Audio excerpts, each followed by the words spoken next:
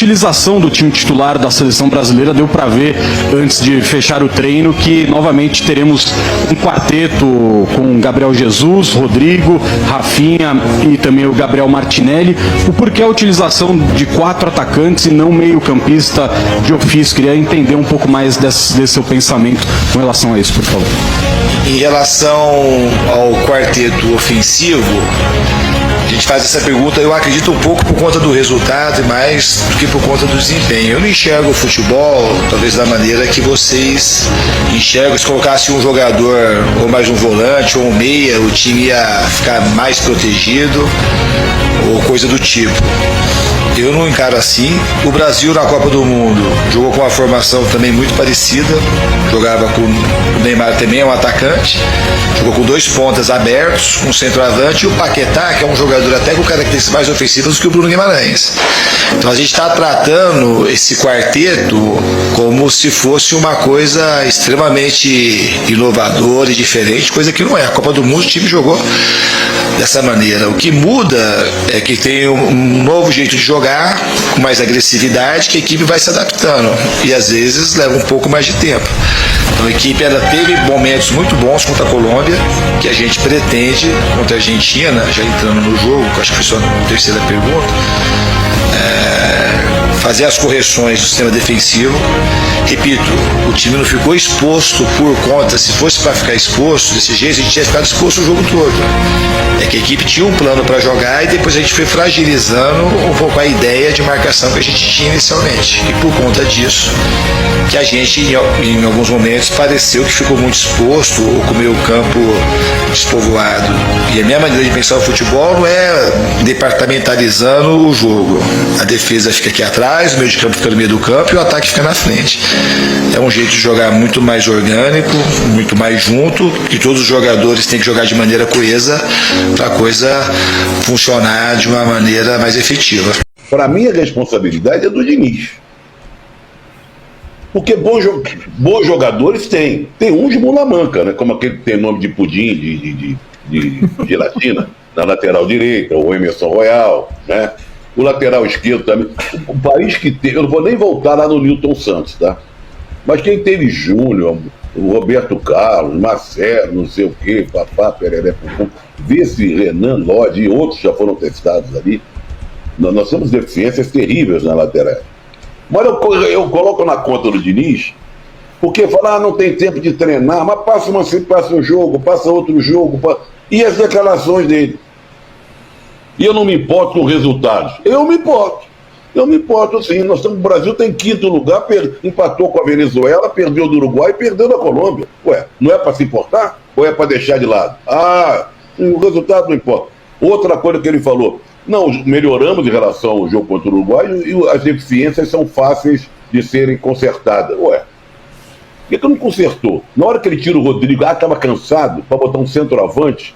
Então a maneira que ele treinou, o pouco tempo que ele teve para treinar na Grande Acomari, ele desmonta logo com o cansaço, com a saída do Vini e com o cansaço do Rodrigo. Quem ganhou o jogo pra você? E por quê? Pra mim 0-0 hoje. Brasil vem de uma derrota, aliás, vem de duas. Brasil vem de 2 derrotas. Isso que eu quero.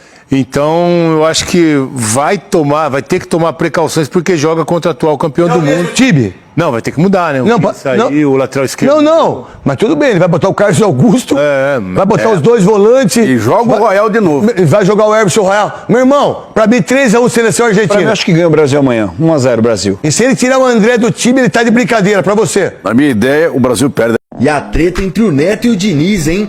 Nessa segunda-feira, às vésperas da partida entre Brasil e Argentina, teve treta pesada entre Neto e Fernando Diniz. Então, a gente vive no mundo real. Fica aí até o final do vídeo que vamos te mostrar e explicar isso tudo com todos os detalhes. A treta começou quando o Neto resolveu expor hoje em seu programa os jogadores que Diniz vem convocando e que são agenciados pelo empresário do treinador. Fernando Diniz, deixa eu falar uma coisa pra você.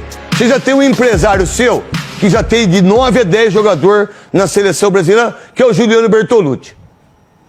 Cara, eu não posso e jamais faria isso de uma parte da leviandade incrível por parte de alguém, mas é uma coisa que não precisa.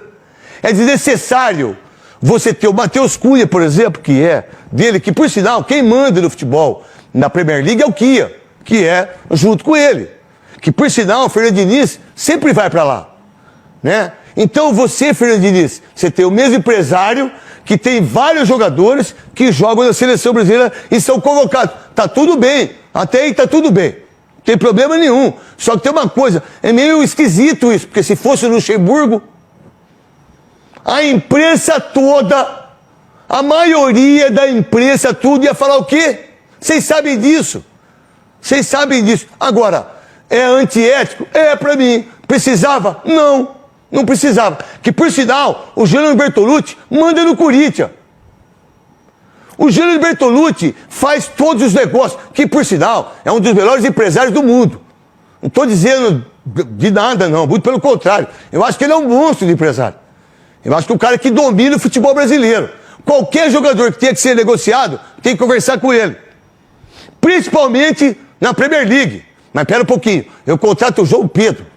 Eu convoco o João Pedro. O que o João Pedro fez para ser convocado para a seleção brasileira? Eu queria saber. Já Fernando Diniz ficou irritado durante a coletiva de hoje, após perguntas sobre convocação dos jogadores. Da convocação da última data FIFA para essa, os 24 nomes que você trouxe, 10 foram novidades, praticamente 50%. Quando a gente olha do jogo para o Uruguai, para a diferença de escalação do jogo contra a Colômbia, a gente está falando de 6 mudanças no time titular.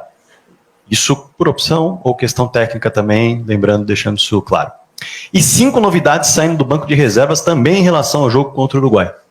São muitas novidades, são muitas mudanças, tanto na escalação quanto na convocação. Falando em conexões, como fazer as conexões, como gerar as conexões em tão pouco tempo, com tantas mudanças, sendo algumas forçadas por lesão e outras por opção? Então, a gente não vive no mundo real. As mudanças são feitas, o mundo ideal seria fazer menos mudanças. Mas eu tenho que perceber com quem que a gente vai fazer as melhores conexões.